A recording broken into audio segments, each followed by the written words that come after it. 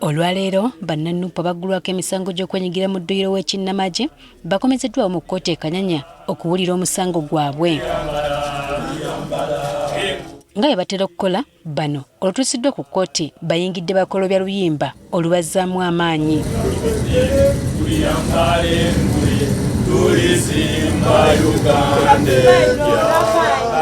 Kyokka bo bannaabwe abakazi okuli Olivia Lutaya, Doreen Kaija ne Sauda Madada kkooti bagibaddemu mu ngeri ya Zoom nga basinziira mu kkomera gye bali e Luzira.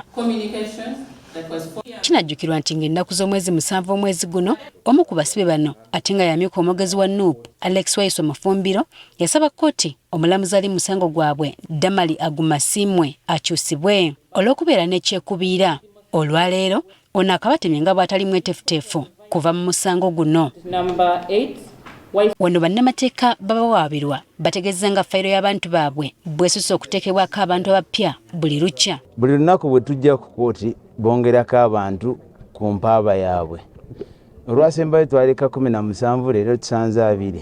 Bagamba nti kino kiremesezza omusango guno okutandika okuva omwaka oguwedde. Ensonga eyo egaanyisize omusango gwaffe okutandika kuva gwa 8 kubanga ebbanga lyonna lino lye tumaze lityoboola eddembe ly'abantu baffe obutafuna bwenkanya mu kkooti. Omulamuzi naye akkiriziganyiza nabo era n'alagira fayiro eno obutongerwako omuntu mulala yenna. Ensonga tugigambye omulamuzi era naye n'akkiriziganya naffe n'abalagira state nti fayiro eno tebongerako omuntu bwe baba balina bwe baagala okwongerako bakole charge sheet eyiye. Kyokka bano nakati beewunya ekyalemesezza abantu baabwe okukkirizibwa okweyimirirwa ate nga n'abajulizi ababalumiriza babula nga n'abawawaabira talabibwangako. Twasaba bbeeru ne bagituuma ne tusaba mandatory bbeeru ne bagituuma era ne kati tebanaakuleetayo mujulizi. N'abawaabira abantu bange simumanyi nabo bennyini tebamumanyi. Wabula omulamuzi agobye bannamawulire mu kkooti eno obutaddamu kubeerawo ng'omusango guno guwulirwa. Kino kitabudde abavunaanwa nga beebuuza kiki ekikwekebwa.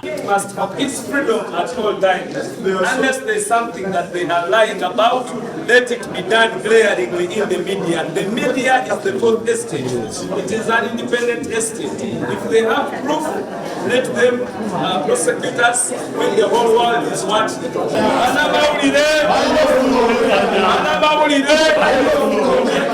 Ne bannamateeka kino bakiwakanyizza. Eno kkooti bagiyita public court, kkooti y'abantu bonna.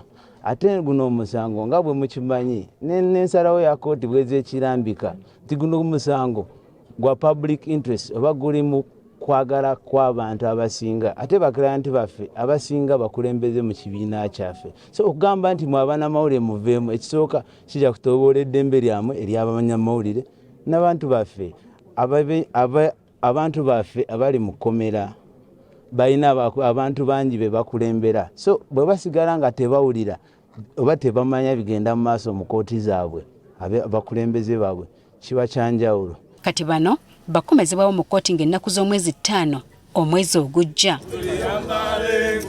Jennifer Kabale agafeeyo ku Spark TV.